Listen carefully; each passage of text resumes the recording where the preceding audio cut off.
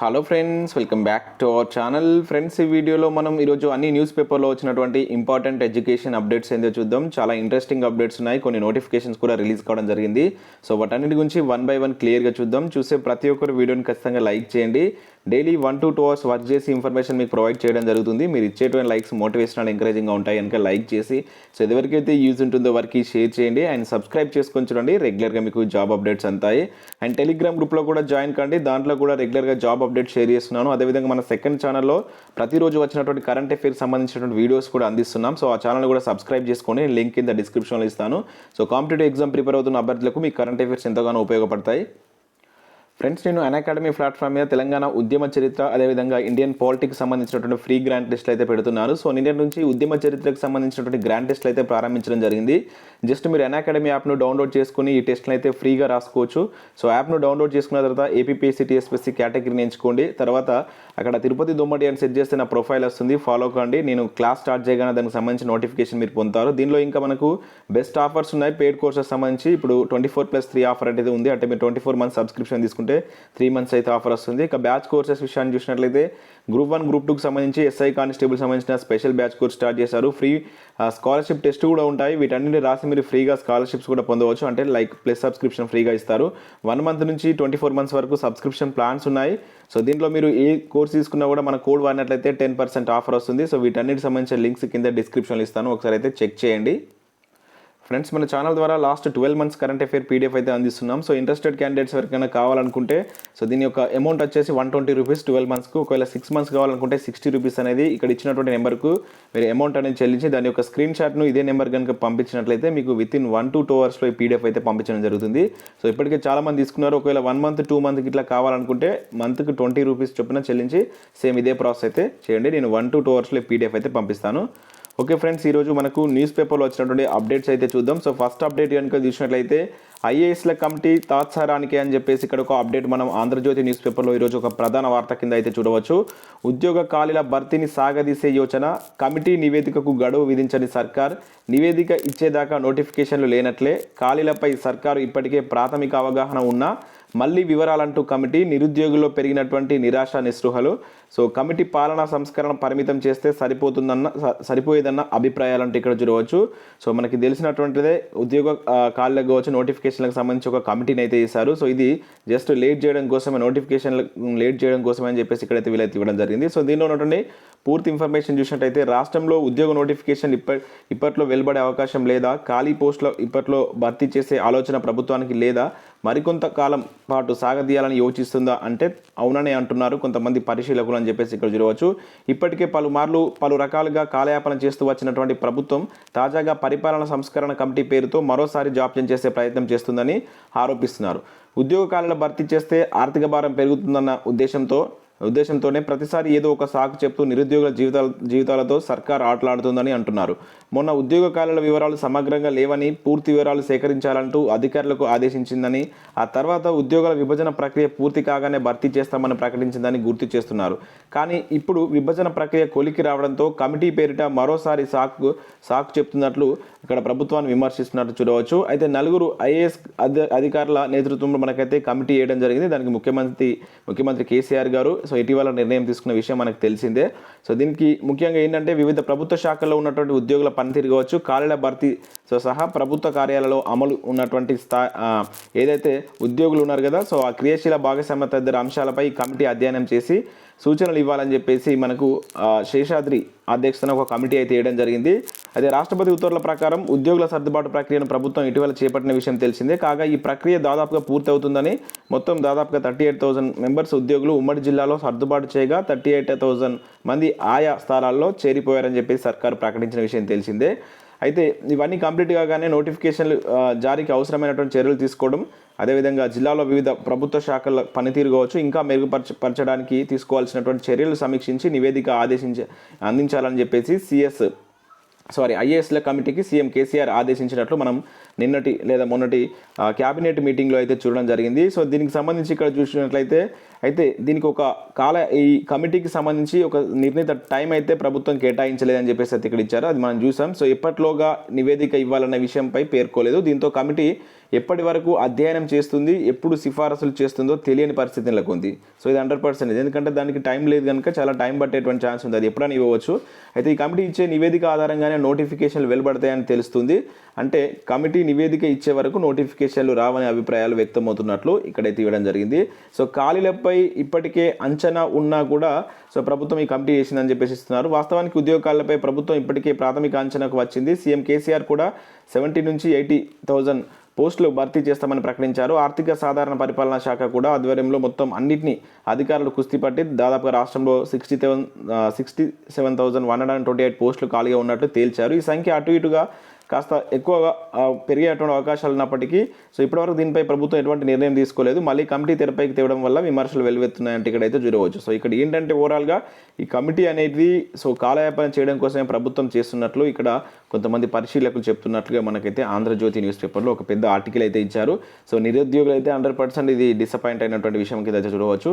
So దీని తర్వాత నోటిఫికేషన్లు వస్తాయని చాలామంది ఎక్స్పెక్ట్ చేశారు. మళ్ళీ కమిటీ అంటున్నారు. మరి ఈ కమిటీ ఎంతవరకు ఎంత తొందరగా ఈ నివేదిక ఇస్తుంది, ఎప్పుడు నోటిఫికేషన్లు వస్తాయో ఇక చూడాలి మరి. అండ్ నెక్స్ట్ ఇంకొక అప్డేట్ చూసినట్టయితే ప్రభుత్వ బడుల్లో సార్ లేరంటే ఇక్కడ చూడవచ్చు. ప్రభుత్వ పాఠశాలలో 26,000, విద్యార్థుల సంఖ్య 20 లక్షలు, ఉపాధ్యాయ ఖాళీలు 20,000, ఇంగ్లీష్ మీడియం ప్రవేశపెడితే అదనంగా 20,000 టీచర్లు అవసరం అంటే ఇక్కడ చూడవచ్చు. సో మనం చూసాం నిన్నటి న్యూస్ పేపర్లో. సో ప్రభుత్వ పాఠశాలలో ఇంగ్లీష్ మీడియం తీసుకొస్తున్నట్లు మనకు ప్రభుత్వం ఒక ప్రకటన కూడా చేసింది, మన ఊరు మన బడి అనే కార్యక్రమం పేరిట. సో దానికి సంబంధించి కనుక అట్లా చేస్తే అదనంగా ఇప్పటికే టీచర్ లేని స్కూల్స్ చాలా ఉన్నాయి. అదేవిధంగా ఇంకా కొత్త టీచర్స్ కూడా అవసరం ఉంటారు. ఇంకొక 20,000 మంది దాకా అవసరం ఉంటారు. మరి ప్రభుత్వం దీనిపైన ఎటువంటి చర్యలు తీసుకుంటుందో అని చెప్పేసి కూడా ఇక్కడ ఒక అప్డేట్ అయితే ఇవ్వడం జరిగింది. అండ్ ఇక్కడ సర్కారు బడుల్లో ఇంగ్లీష్ మీడియం 1వ తరగతి నుంచి అని చెప్పేసి మరొక న్యూస్ పేపర్లు ఇచ్చారు. వచ్చే ఏడాది నుంచి రాష్ట్రంలో 26,000 స్కూళ్ళలో షూరు అంటించారు. అండ్ 1వ తరగతి ముందు కొంతకాలం ప్రత్యేక తరగతి, తెలుగు మీడియం మాత్రం తప్పనిసరి, ఉన్న టీచర్లకు శిక్షణ, కొత్త వారి నియామకం, క్యాబినెట్ సబ్ కమిటీ నిర్ణయాలే కీలకం అంటే ఇక్కడ చూడవచ్చు. అయితే రాష్ట్రంలో పాఠశాల స్థాయిలో ఇంగ్లీష్ మీడియం ప్రవేశపెట్టిన తెలుగు మీడియం కూడా అందుబాటులో ఉండనుంది. అలాగే వచ్చే ఏడాది నుంచి రాష్ట్రంలో 26,000 స్కూళ్లలో 1వ తరగతి నుంచి ఇంగ్లీష్ మీడియం ప్రారంభించే అవకాశం ఉందని సమాచారం. అయితే పాఠశాల విద్యాశాఖలో ఆంగ్ల మీడియాన్ని ప్రవేశపెట్టాలని సర్కారు నిర్ణయించిన నేపథ్యంలో దీనిపై అమలుపై విద్యాశాఖ అధికారులు చర్చలు మొదలయ్యాయి. ఇంగ్లీష్ మీడియం ప్రవేశపెట్టిన తెలుగు మీడియం తరగతులు కూడా అందుబాటులోకి ఉండవలసిందే అని చెప్పేసి విద్యావేత్తలు సూచిస్తున్నారు. మాతృభాషల విద్యా బోధన కేంద్రంతో పాటు సుప్రీంకోర్టు కూడా ఇప్పటికే చాలాసార్లు మనకైతే చెప్పింది, ఖచ్చితంగా ప్రాథమిక విద్య అనేటువంటి తెలుగులో ఉండాలని చెప్పేసి పలుమార్లు మనం చూడడం జరిగింది. సో ఇది అయితే ఇక్కడ టీచర్లు లేరు, ఇంగ్లీష్ ఎలా అని చెప్పేసి ఇక్కడ మనకు రేవంత్ రెడ్డి కూడా విమర్శించడం జరిగింది. సో ఇక్కడ చూసినట్లయితే ముందు ఉపాధ్యాయ ఖాళీలను భర్తీ చేయండి, రాష్ట్రం వచ్చాక ఒక్క పోస్ట్ అయినా భర్తీ చేశారా, ముందు జాగ్రత్తగా ఒక విద్యా సంస్థల విషయంలోనైనా బార్లు పబ్బులు ఎందుకు మూసివేయలేదు, ఉద్దేశపూర్వకంగానే విద్యా వ్యవస్థను నాశనం చేస్తున్నారంటూ రేవంత్ రెడ్డి కూడా ఇక్కడ మనకు ప్రభుత్వం పైన కామెంట్ చేసినట్టు ఇక్కడ ఒక అప్డేట్ అయితే చూడవచ్చు. చూద్దాం మరి ఇట్లా చేసినా కూడా టీచర్స్ అవసరం ఉంటుంది. మరి ఇప్పటివరకు అయితే దాని మీద ఎటువంటి క్లారిటీ లేదు. అండ్ ముందు టీచర్ పోస్టులను భర్తీ చేయాలంటే ఇక్కడ మనకు ఆర్ కృష్ణయ్య కూడా డిమాండ్ చేశారు. రాష్ట్రంలో సర్కార్ స్కూల్లో ఇంగ్లీష్ మీడియం పై హర్షం వ్యక్తం చేస్తున్నామని అయితే బీసీ సంక్షేమ అధ్యక్షుడు కృష్ణయ్య అన్నారు. అయితే ముందుగా అన్ని స్కూళ్లలో ఖాళీలుగా ఉన్నటువంటి టీచర్ పోస్టులను భర్తీ చేయాలని డిమాండ్ చేశారు. లేకపోతే ఇంగ్లీష్ మీడియం తీసుకువచ్చినా ఉపయోగం ఉండదని చెప్పేసి అతను నిన్న జరిగినటువంటి ఒక మీటింగ్లో ప్రభుత్వానికి అయితే డిమాండ్ చేయడం జరిగింది. ఇక గిరిజన సంక్షేమ మోడల్ స్పోర్ట్స్ స్కూల్లో ఒక నోటిఫికేషన్ అయితే జారీ చేశారు. మంచి అవకాశం ఇది, కోచ్లకు దరఖాస్తులు అంటూ చూడవచ్చు. రాష్ట్రంలో ఉన్నటువంటి గిరిజన సంక్షేమ మోడల్ స్పోర్ట్స్ స్కూళ్ళలో అవుట్సోర్సింగ్ ప్రాతిపదికన స్పోర్ట్స్ కోచ్లకు పనిచేయడానికి అర్హులైనటువంటి అభ్యర్థులు అప్లై చేసుకోవాలని చెప్పేసి ఆ శాఖ డైరెక్టర్ ఒక పేపర్ ప్రకటన జారీ చేశారు. సో ఇక్కడ ఖోఖో కావచ్చు, కబడ్డీ, వాలీబాల్, బాస్కెట్బాల్, అథ్లెటిక్స్లో ఉన్నటువంటి వాళ్ళు అప్లై చేసుకోవచ్చు.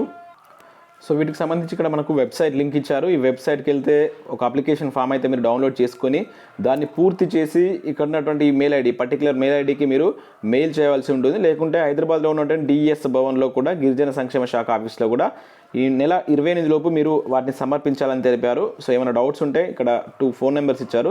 సో ఎవరైనా మీ మిత్రులు ఎవరైనా ఉంటే వాళ్ళకైతే దీన్ని ఇన్ఫార్మ్ చేయండి, చాలా మంచి అవకాశం. మరో న్యూస్ పేపర్లో కూడా ఇచ్చారు, స్పోర్ట్స్ కోచ్ పోస్టులకు దరఖాస్తుల ఆహ్వానం అంటే చూడవచ్చు ఇక్కడ. అండ్ అంగన్వాడీ సూపర్వైజర్ పోస్టులకు సంబంధించినటువంటి ఎగ్జామ్ సంబంధించినటువంటి రిజల్ట్స్ అయితే వెలువడ్డాయి. సో మొత్తం గ్రేడ్ 2 సూపర్వైజర్ పరీక్ష ఫలితాలను అయితే వెల్లడించడం జరిగింది. రాష్ట్రంలో మొత్తం 433 పోస్టులకు ఇటీవల నిర్వహించినటువంటి రాత పరీక్షకు 17,316 మంది హాజరు కాగా వారి మార్కులను మంగళవారం విడుదల చేశారు. సో జోన్ల వారీగా, కేటగిరీల వారీగా మెరిట్ జాబితాను త్వరలో వెల్లడిస్తామని చెప్పేసి అధికారులు తెలిపినట్టు ఇక్కడ ఒక అప్డేట్ అయితే చూడవచ్చు. ఒకసారి మీరు ఆ వెబ్సైట్, అంగన్వాడీ వెబ్సైట్కి వెళ్ళి అయితే చెక్ చేసుకుని ఎవరైనా ఎగ్జామ్ రాసిన వాళ్ళు ఉంటే. ఇక బార్క్లో సైంటిఫిక్ ఆఫీసర్ అంటూ చూడవచ్చు.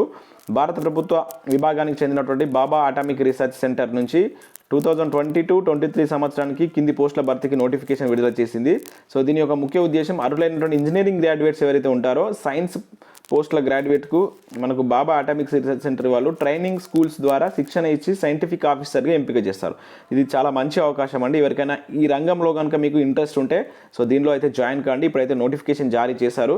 సో అర్హత ఇంజనీరింగ్ విభాగం చేసినటువంటి సంబంధిత సబ్జెక్టులో బీఈ, బీటెక్, బీఎస్సీ ఇంజనీరింగ్, 5 ఏళ్ల ఇంటిగ్రేటెడ్ ఎంటెక్, సో గేట్ అర్హత ఇవన్నీ చూసుకోండి. అదేవిధంగా సైన్స్ విభాగం వాళ్ళు కూడా BE, BTech, BSc, MSc physics, chemistry, applied physics, bioscience, integrated MTech ఉత్తీర్ణత, ఇంకా గేట్ అర్హత ఇవన్నీ ఉంటే మీకు వాళ్ళే శిక్షణ ఇచ్చేసి చాలా మంచి శాలరీస్ అయితే ఇస్తారు. ఇక్కడ ఆ శిక్షణ ఇస్తున్నటువంటి టైంలో కూడా స్టైఫండ్ అనేది ఉంది. నెలకు ఇక్కడ 55,000 ప్లస్ ఇంకా అలవెన్సెస్ కూడా ఉన్నాయి. చాలా మంచి అవకాశం. ప్రతి ఒక్కరు దీన్ని యూజ్ చేసుకోండి. ఎవరికైనా ఇంట్రెస్ట్ ఉంటే మీరు దీనికి సంబంధించినటువంటి దానికి అప్లై చేసుకుని ఫస్ట్ ఆ స్క్రీనింగ్ టెస్ట్ అనేది రాసి ఎంపిక అయినట్లయితే అయితే ముఖ్యంగా ఇక్కడ గేట్ 2021, గేట్ 2022 స్కోర్ అనేది ఇంటర్వ్యూ ఆధారంగా అనేది ఎంపిక ప్రక్రియ అనేది ఉంటుంది. అంటే ఫస్ట్ టెస్ట్ రాయాలి, తర్వాత మీకు గేట్ మార్క్స్, తర్వాత ఇంటర్వ్యూ అనేది కండక్ట్ చేసి తీసుకుంటారు. ఇక ఢిల్లీ యూనివర్సిటీలో 635 పోస్టులకు ఒక నోటిఫికేషన్ రిలీజ్ చేశారు. మొత్తం అసోసియేటివ్ ప్రొఫెసర్లకు సంబంధించి వేకెన్సీస్ అయితే ఉన్నాయి.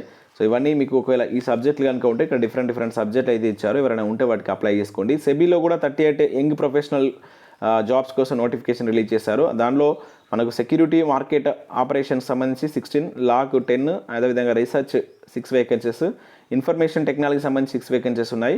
పోస్టును అనుసరించి సంబంధిత సబ్జెక్టులో bachelor degree, BE, BTech, PG degree ఉత్తీర్ణత అనేది అవసరం. దాంతోపాటుగా ఎక్స్పీరియన్స్ అయితే ఉండాలి. శాలరీ అయితే చాలా మంచి శాలరీ ఉంది. 60,000 వరకు అయితే ఉంది. అప్లికేషన్ స్క్రీనింగ్ చేసి ప్రిలిమినరీ ఇంటర్వ్యూ అనేది కండక్ట్ చేసి ఫైనల్ ఇంటర్వ్యూ 2 టైమ్స్ ఇంటర్వ్యూ ద్వారా మిమ్మల్ని దీనికి ఎంపిక చేయడం జరుగుతుంది. ఇక అప్రెంటిషిప్స్ వచ్చాయండి. 2 అప్రెంటిషిప్ నోటిఫికేషన్ చూడవచ్చు. ఒకటి వచ్చేసి మనకు సంగారెడ్డిలో ఉన్నటువంటి ఇది బానూరులో భారత్ డైనమిక్ లిమిటెడ్ నుంచి ఒకటి 82 వేకెన్సీస్ తోటి, ఇంకొకటి ఐఓసీఎల్లో 626. ఎవరికైనా ఈ ఇంట్రెస్ట్ ఉంటే ఐటీఐ చేసి ఆ సర్టిఫికేట్ ఉన్నట్లయితే సంబంధిత ట్రేడ్లో వీటికైతే అప్లై చేసుకుని 2 నోటిఫికేషన్స్ రావడం జరిగింది. ఇక యూనివర్సిటీగా కోటి ఉమెన్స్ కాలేజ్ అంటూ చూడవచ్చు. వర్సిటీ ఏర్పాటుకు ప్రతిపాదనలు సిద్ధం చేయండి. అధికారులకు విద్యాశాఖ మంత్రి సబితా ఇందర్-రెడ్డి అని చూడవచ్చు. సో త్వరలో 100 ఏళ్లు పూర్తి చేసుకోబోతున్నటువంటి కోటి ఉమెన్స్ కాలేజీ రాష్ట్రంలోని తొలి మహిళా యూనివర్సిటీగా తీర్చిదిద్దేందుకు చకచక ఏర్పాట్లు జరుగుతున్నాయి. సో వర్సిటీ ఏర్పాటుకు అవసరమైనటువంటి ప్రతిపాదనలు సిద్ధం చేయాలని విద్యాశాఖ మంత్రి సబితా ఇందర్-రెడ్డి అధికారులను ఆదేశించారు. సో మంగళవారం మినిస్టర్ క్యాంప్ ఆఫీస్లో ఆమె సమీక్షించి నిర్వహించారని చెప్పేసి చూడవచ్చు. సో మనకు కోటి ఏదైతే ఉమెన్స్ కాలేజ్ ఉందో దాన్ని యూనివర్సిటీగా ప్రభుత్వం చేయాలని చెప్పేసి ప్రతిపాదన చేస్తున్నట్టు ఒక మీటింగ్ అయితే కండక్ట్ చేసినట్టు ఇక్కడ ఒక అప్డేట్ చూడవచ్చు. సో ఇవి మనకు వివిధ న్యూస్ పేపర్లో వచ్చినటువంటి చాలా ఇంట్రెస్టింగ్ అప్డేట్స్ అయితే ఈరోజు రావడం జరిగింది. సో ప్రతి ఒక్కరు వీడియోని లైక్ చేసి ఇది ఎవరికైతే యూజ్ ఉంటుందో వారికి షేర్ చేయండి. Thanks for watching. Thank you everyone.